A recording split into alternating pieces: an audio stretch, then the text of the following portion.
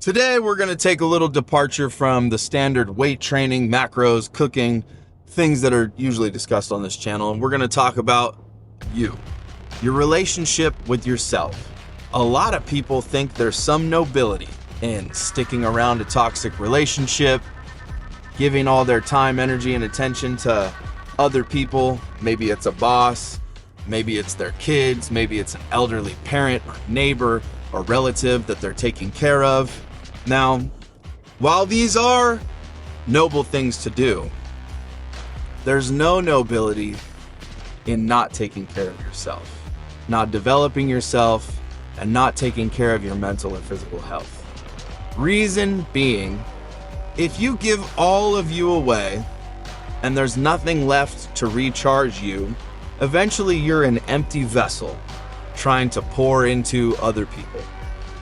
An empty vessel doesn't have much to pour into other people. So resentment starts to build in those relationships. Resentment towards the elderly parent or grandparent or relative. Resentment towards the kids. I've seen it happen a lot. Moms, they give up on taking care of themselves. They stop working out. They stop eating clean. They stop doing things they enjoy, getting around their girlfriends and recharging every now and then. And they lose themselves. Seen it happen a lot. There's nothing noble about that. You have to be able to take some time for you to recharge. You have to keep your mental and physical health your top priority. It's like being on an airplane. When the masks drop down, you're not supposed to put everybody else's mask on first. You're supposed to put your mask on, and then you can help everybody around you. But you're only going to be able to pop on one or two on other people before you run out of oxygen yourself, and then everybody else dies that wasn't able to do it.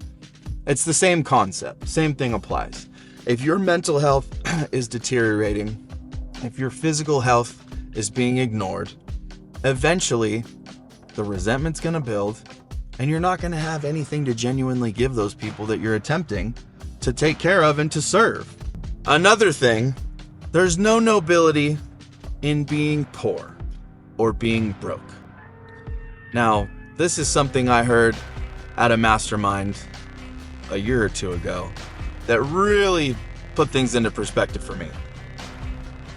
There really is absolutely nothing noble about having nothing monetarily to give to anyone else. I think people like to do it, they like to act that way just to justify the position that they're in. They call it humility, but really it's lack of ambition, drive, growth, a desire for more. They just get comfortable. When you don't have enough for you, or when you have just enough for you, you're typically spending all of your time acquiring that just enough for you. And if there are worries or anxieties in your life, a lot of them are around money and getting enough for you. There's nothing noble about that. You can't cover the bill at the table if you go out with family, if you want to take a friend out. If you can't cover the bill, you're really not providing much. If it's Christmas time or Thanksgiving time and you want to help those in need, you won't have any time because you're spending all of your available time making just enough for you to survive. You also don't have any money that you can donate, tithe, offer to different charities, maybe your church, so that they, with the free time and the resources, can use that money to feed and serve more people. If you have a family member in need, maybe a child that's grown up that needs money for a car or an education, or maybe they're trying to buy a house, or maybe they're having your first grandchild and they need things like diapers, strollers, cribs, car seats, different things like that.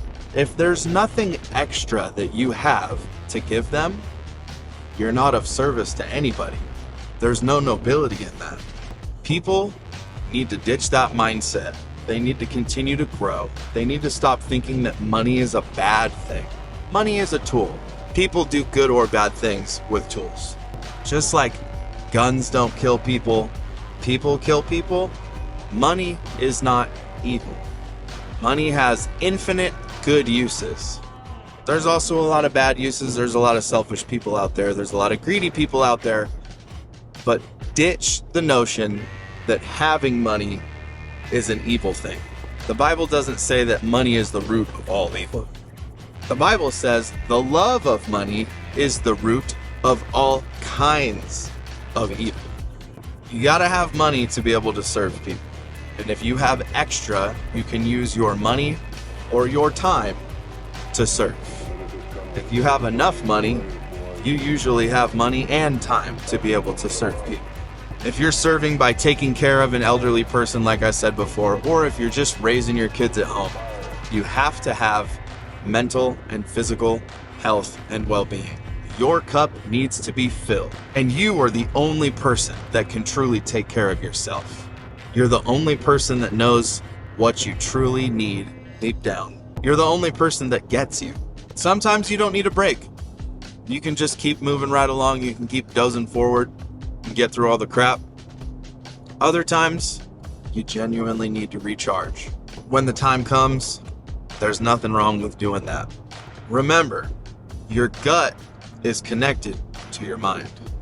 If you're dealing with a negative mindset, if you're dealing with lack of energy, if you're dealing with negative thoughts, emotions, resentment, lack of clarity, lack of imagination, the mind is connected to the gut. Chances are, you're probably fueling with garbage food. Keep your food sources clean, track your macros, know what you need to be eating to put you in an optimal physical and mental state.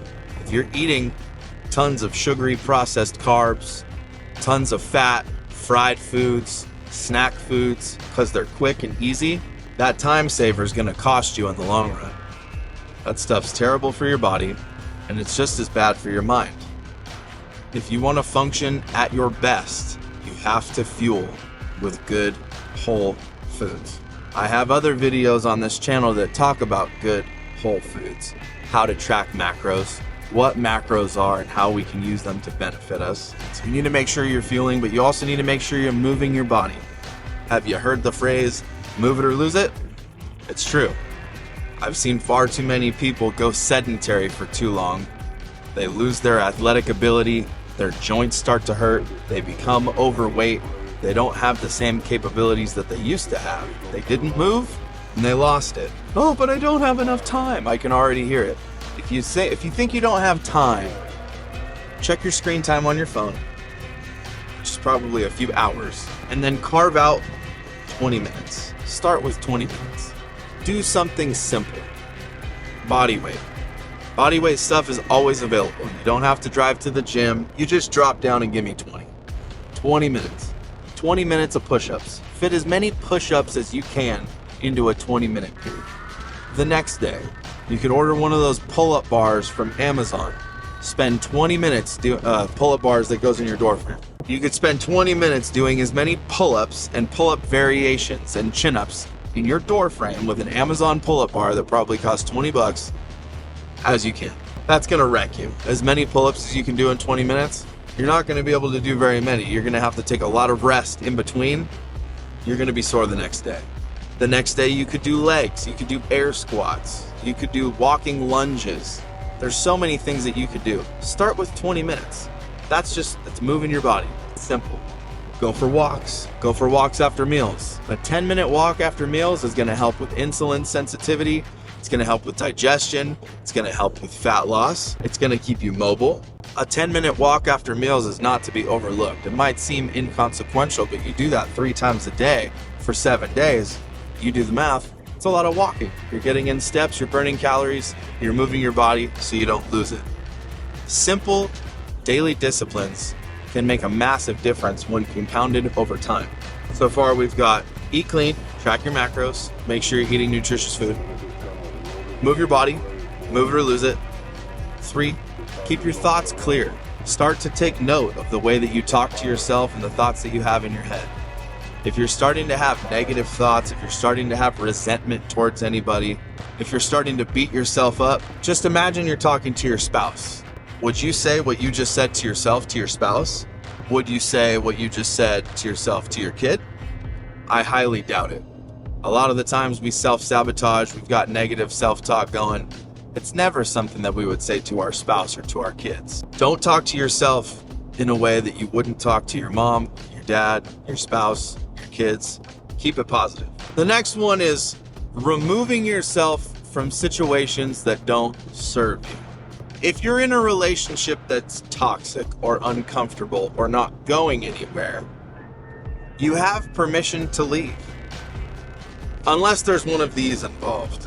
If there's no ring involved, and it's a dating type of relationship that's toxic, abusive, it's been going on for a few years or more, and neither party has committed and gotten one of these or promised one of these, my recommendation is get out. Give yourself permission to get out, because there's nothing noble about sticking around a toxic, abusive, dead-end relationship. You very well may wake up one day, 10 or 20 years in the future, and say to yourself, I just wasted the last 10, 15, 20 years of my life with this person. Now I have to start over from zero. It happens to a lot of people, and I'd hate for that to be you. A lot of times it just comes down to giving yourself permission to leave. Now, this could be any situation. This could be a situation between a boss or a coworker. This could be a family member that just has a very negative mindset, and when you're around them, they put you down. There's nothing noble about sticking around them. You don't have to subject yourself to that type of treatment or negativity. You can leave, but you have to give yourself permission. Nobody else is going to do it for you. That's just the reality of the situation. You have to respect yourself and only put yourself in positions that serve you and that serve others around you. Is it going to be uncomfortable? Yes. Is it going to take courage? Yes. Do you have the confidence to get it done? I don't know. Confidence has to be earned through action. Confidence is earned through taking courageous action and acting in the face of fear. It may be a scary thing. It may be an uncomfortable situation. Your voice might shake. Your hands might start to get sweaty. But it is what it is. Once you put yourself in a better position, you're going to notice and understand and realize, it wasn't that bad after all. And I'm in a way better position now because of it. But I was the one that had to take the action. Now, I have more confidence to go attack problems in other areas of my life. But that confidence, like I said, is earned through action. A lot of people are like, once I have the confidence to XYZ, I will do that. No. You need to do XYZ to get the confidence to keep pushing and growing. I don't know if you needed it or not, but if you need permission from somebody other than yourself, I'm giving you permission to go and change the things that need to be changed. Ultimately, you are the one that needs to give yourself permission. And from here on out, I'd like for you to be the one to do that, but it's going to take courage. It's going to be uncomfortable.